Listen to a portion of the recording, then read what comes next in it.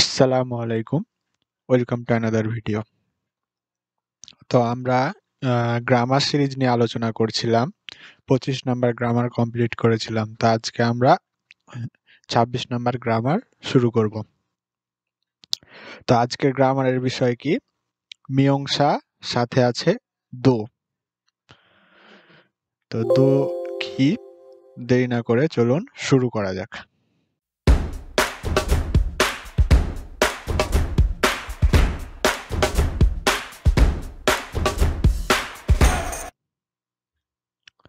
আজকের গ্রামারের বিষয় হচ্ছে মীমাংসার সাথে দো। তো আমরা উদাহরণ দেখি। ইয়েমুন মানে হচ্ছে উদাহরণ। উদাহরণ কি বলছে যে মিশো এবং নানা দুইজন ব্যক্তি কথোপকথন করছে। তো মিশো বলছে যে নানাশি সাগোয়া সাশ্রয়, বলছে নানা সাহেব সাগোয়া আপেল কিনেছেন কি? তখন নানা রিপ্লাই দিচ্ছে যে নে সাগোয়া সাশ্রয়, হ্যাঁ আপেল কিনেছি। খুড়িগো রেমন্দো সাশ্রয়, এবং লেবুও কিনেছি। রেমন মানে লেবু, বলছে যে আপেল কিনেছি এবং লেবুও কিনেছি। এই যে রেমন্দো, লেবু ও। তো আমরা কথা বলার সময় ও বলে থাকি। যেমন যদি জিজ্ঞেস করা হয় কে কে স্কুলে গিয়েছো, তো বলবে যে রহিম গিয়েছে, করিমও গিয়েছে। তো করিমও, এই যে ও আমরা একটা এক্সট্রা যুক্ত করছি। এই দো সেম মিনিং প্রকাশ করে। দো মানে হচ্ছে ও।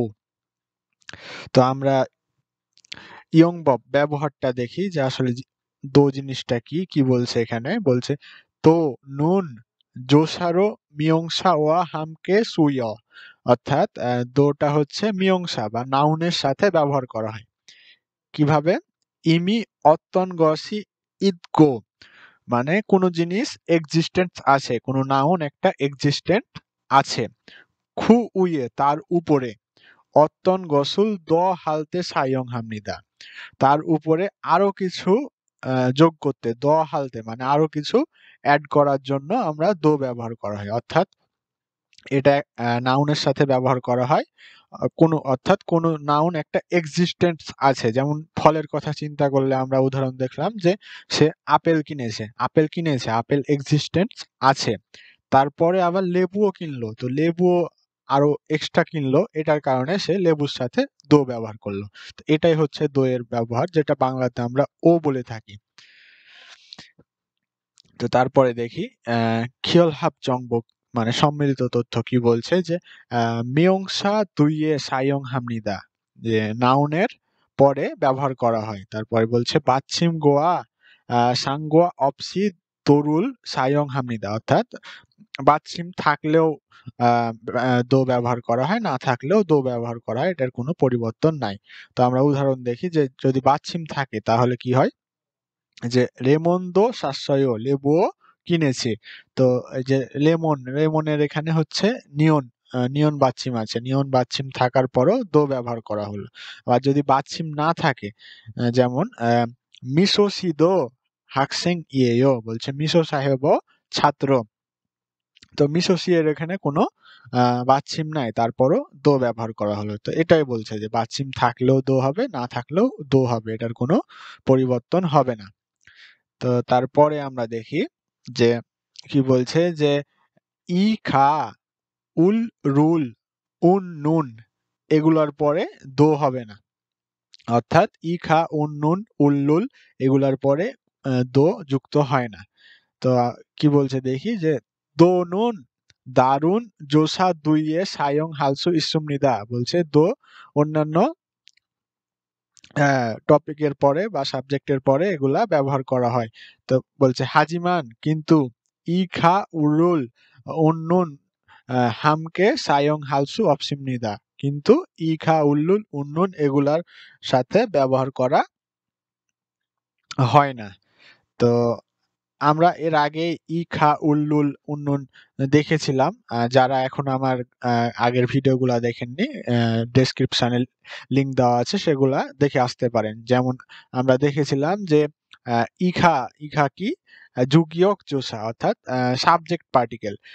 যে ওয়ার্ডের সাথে ইখা যুক্ত হবে সেই ওয়ার্ডটা হচ্ছে ওই সেন্টেন্সের সাবজেক্ট।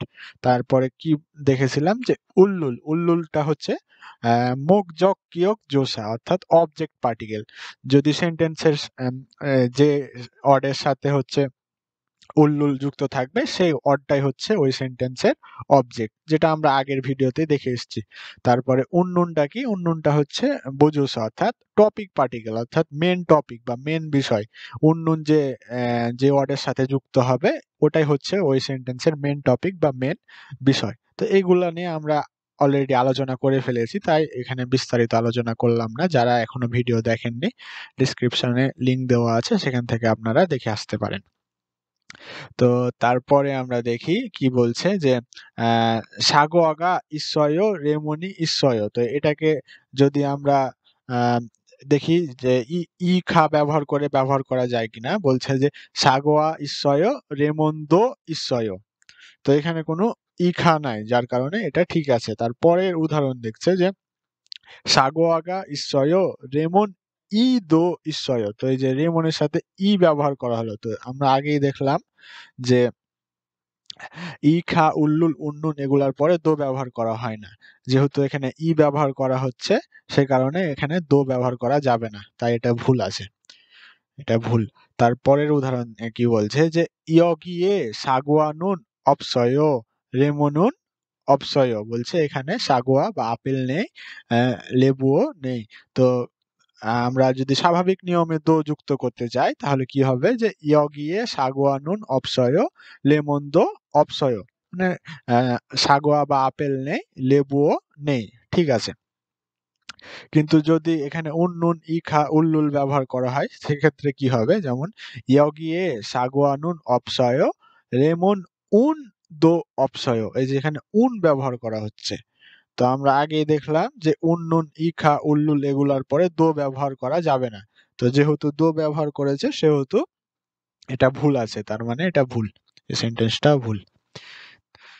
তো এটাই গেল ইখা উন্নুন উল্লুল। তারপরে আমরা দেখি যে কি বলছে যে কে স এ এগে ওয়া গোয়া কাজি এগুলার পরে দো ব্যবহার করা যাবে, কোনো সমস্যা নেই।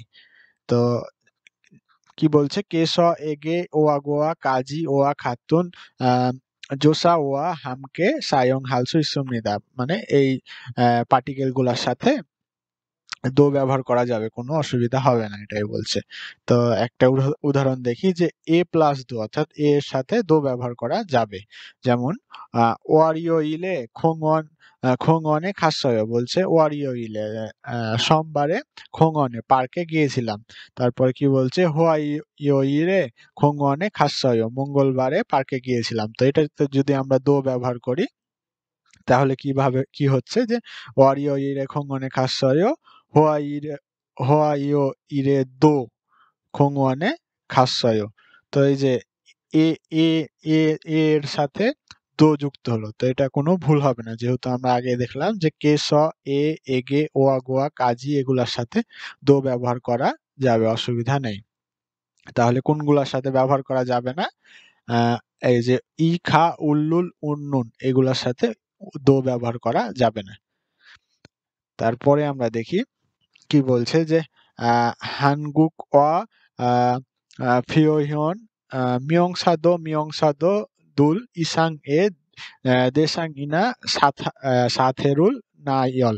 তো বলছে মিয়ংসাদো। তা আমরা আহ কথা বলতে বলতে আহ বলতে পারি যে যদি জিজ্ঞেস করা হয় তোমার সাথে কে কে আছে, তখন আমরা বলি যে রহিমও আছে, করিমও আছে, জলিলও আছে। তো এই যে প্রত্যেকটা নামের সাথে ও যুক্ত করছি, তো এরকম এটাই বলছে মিয়ংসাদো এটা ব্যবহার করা যায়। যেমন আমরা উদাহরণ দেখি যে সাগুয়াদো সাগো রেমন্দো সাশ্রয়। বলছে আপেলও কিনেছি লেবুও কিনেছি, যে দুইটার সাথে দো ব্যবহার করলো, তো এটা করা যাবে, কোনো অসুবিধা নেই, এটাই বলছে। তারপরে কি বলছে যে জদো হাকসেং ইগো মিশোসিদো হাকসেং ইয়েও। বলছে আমিও ছাত্র, মিশো সাহেবও ছাত্র। তারপরে কি বলছে যে ভেদো বুরুগো ঝামদো ওয়ায়ো বলছে পেটও ভরলো আবার ঘুমও আসলো। দুটাতেই দো ব্যবহার করলো। তো এটাই হচ্ছে দো এর ব্যবহার। তারপরে আমরা দেখি ইয়েমুন উদাহরণ কিছু দেখি। উদাহরণ কি বলছে যে 엄마 딸기도 사요 বলছে 엄마 স্ট্রবেরিও কিনেছেন। তারপরে কি বলছে যে 저는 주말에도 운동해요 বলছে আমি আ জুমারে মানে সাপ্তাহিক ছুটিতে ব্যায়াম করি। এই যে আছে, এর পরেও কিন্তু দো ব্যবহার করা হলো। তারপরে বলছে যে আ "우리도 영화 볼까요?" আমরাও সিনেমা দেখব। তারপরে বলছে "이 식당은 খাদ্য সাগো মাদ্য ঈশ্বয়" বলছে এই রেস্টুরেন্টে দাম অনেক সস্তা এবং আ সুস্বাদু। স্বাদও অনেক সুস্বাদু। তো এখানে হচ্ছে উন উন উম সরি এখানে হচ্ছে দামের সাথেও দো ব্যবহার করা হলো। আবার অ্যা মানে স্বাদের সাথেও দো ব্যবহার করা হলো। ২ টাতেই দো ব্যবহার করা হলো। তো এইভাবে মীমাংসার সাথে দো ব্যবহার করা যায় বারবার, অসুবিধা হয় না। তো এবার আমরা কথোপকথন দেখি যে মিশো আর নানার মধ্যে কথোপকথন হচ্ছে। মিশো বলছে যে আ "우리 주말에 영화 볼까요?" বলছে, "আমরা কি একসাথে সিনেমা দেখতে যেতে পারি?" তখন নানা বলছে, "좋아요. 우리 영화 보고 밥도 먹어요." বলছে, "আমরা একসাথে সিনেমা দেখব এবং আ ভাতও খাবো।" অর্থাৎ সিনেমা দেখার পরে ভাতও খাবো। একসাথে খেতে যাবে আরকি। তো এই যে 밥도 먹어요 একসঙ্গে ভাতও খাবে। এটাই বলছে। দো ব্যবহার করল। তারপরে নানা বলছে যে, "한국 여름 날씨는 어때요?" বলছে যে কোরিয়ান ইয়োরুম মানে কোরিয়ান গ্রীষ্মকাল। গ্রীষ্মকালের আবহাওয়া কেমন? তো মিশো বলছে যে "날도 덥고 비도 많이 와요." বলছে "날도 덥고" অর্থাৎ আবহাওয়া অনেক গরম এবং বৃষ্টিও আসে। বলছে গরমও থাকে আবার বৃষ্টিও আসে। দুটাতেই দো ব্যবহার করল। যে আ আবহাওয়া গরমও থাকে আবার বৃষ্টিও আসে। এভাবে বলছে। তো এটাই গেল দো এর ব্যবহার। আজকে এই পর্যন্ত। দেখা হবে নেক্সট ভিডিওতে। আসসালামু আলাইকুম।